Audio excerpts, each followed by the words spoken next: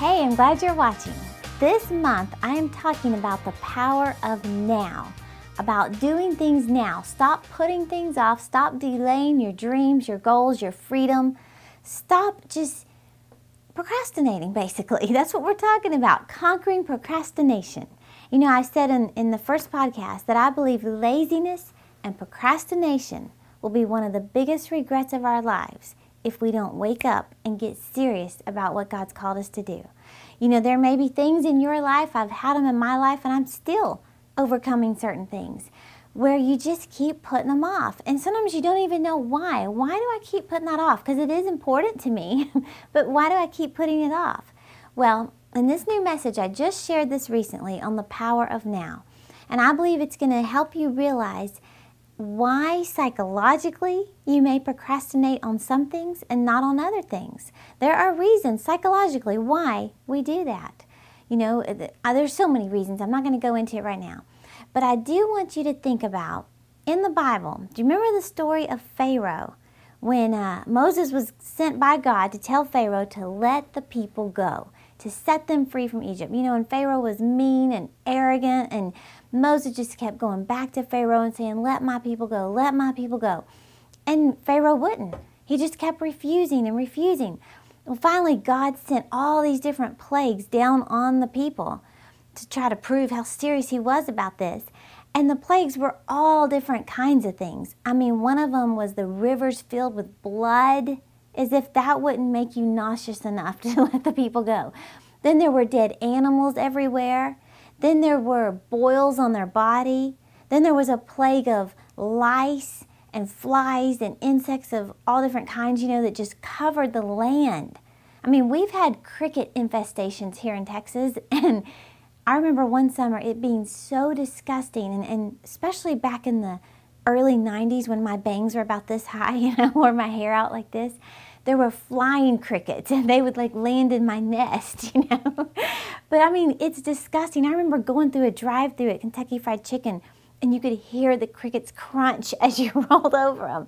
Okay, imagine in Pharaoh's day. I mean, lice and flies everywhere. You know, I was preaching this message at a church not too long ago, and I was trying to think of all the different plagues. I couldn't think of them, and I said, what were some of the plagues? And this cowboy yelled out, hail. And I was like, I beg your pardon, but apparently hell was rained down from heaven and just all kinds of stuff. Well, the worst one of them all was the frogs. There were frogs everywhere. I'm talking about fat frogs. Then there were the slimy little frogs.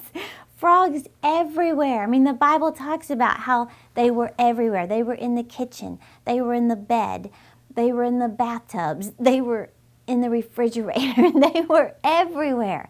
You have to really comprehend just how bad this was, this infestation of frogs.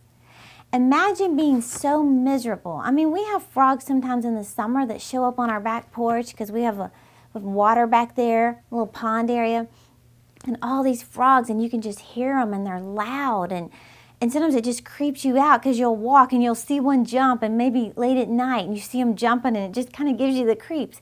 But imagine everywhere, okay? You get the picture. Well, listen to this. You're probably familiar with this story, but I want you to see the point that I'm bringing out. In Exodus 8, verse 6 through 10 in the Message Bible, it talks about how Aaron stretched his staff over the waters of Egypt, and a mob of frogs came up and covered the land. But again, the magicians did the same thing using their incantations, and they also produced frogs in Egypt. Pharaoh called in Moses and Aaron and said, pray to God to rid us of these frogs. He said, I'll release the people so they can go and worship God. So he's like, dear God, get the frogs out of here. So then Moses says to Pharaoh, certainly, you set the time. When do you want the frogs out of here? He basically put it back on him. We'll do it, just when do you want them out of here? Verse 10, Exodus 8. Pharaoh says something that is absolutely shocking. His response to when do you want to be free from frogs in your bed was, make it tomorrow. Make it tomorrow. The next verse says, Moses said, tomorrow it is. You'll realize there is no God like our God. The frogs will be gone, you and your houses and your servants and your people free of frogs. Imagine that. He had the choice to say, right now, I want to be free right now. But he chose on purpose to say, tomorrow. Make it tomorrow. Give me one more night of bondage. Just one more night of being miserable. That's all I need, and then set me free tomorrow.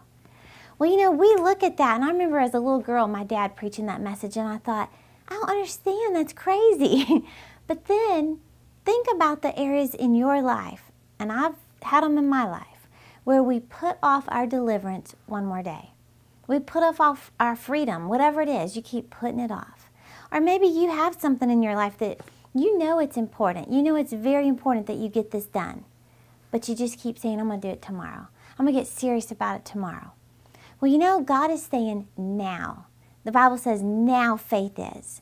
You have the choice now or tomorrow. I like what Jesse Duplantis says. He says, what in hell do you want? In other words, why would you want to spend another night in hell, in bondage? You know, it could be a relationship that you need to get out of. And maybe you keep saying, you know, I just need one more closure. Just one more conversation with them just to close it out. And God's saying, do it now. Stop saying, tomorrow I'll be free from that. Or it could be drugs, and you're saying, just one more night. Just one more night of getting high tonight or doing whatever you do. One more night. And then tomorrow I'm going to get serious about it. Or it could be drinking. And you know God's dealing with you about it. You know your spouse is dealing with you about it. You know in your heart you need to stop, but you keep saying, well, just one more night. Just one more night, and then I'll get serious tomorrow. Well, that's no different than Pharaoh saying, you know, just give me one more night that I can snuggle up with this guy, and I'll get free tomorrow. Well, God is saying, do it now. Don't put it off another day. You know, this month I'm talking about the power of now. And I made the comment of just viewing your life as if it were one calendar page away.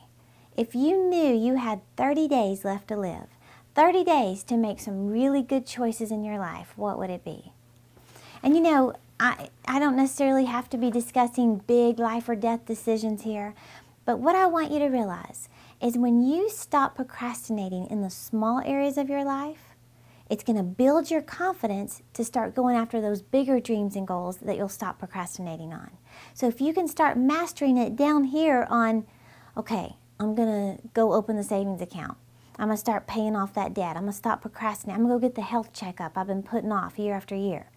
When you begin to conquer procrastination in the small areas, it's going to build your confidence to overcome it in the bigger areas, the big dreams and goals that God has for your life. So, the power of now.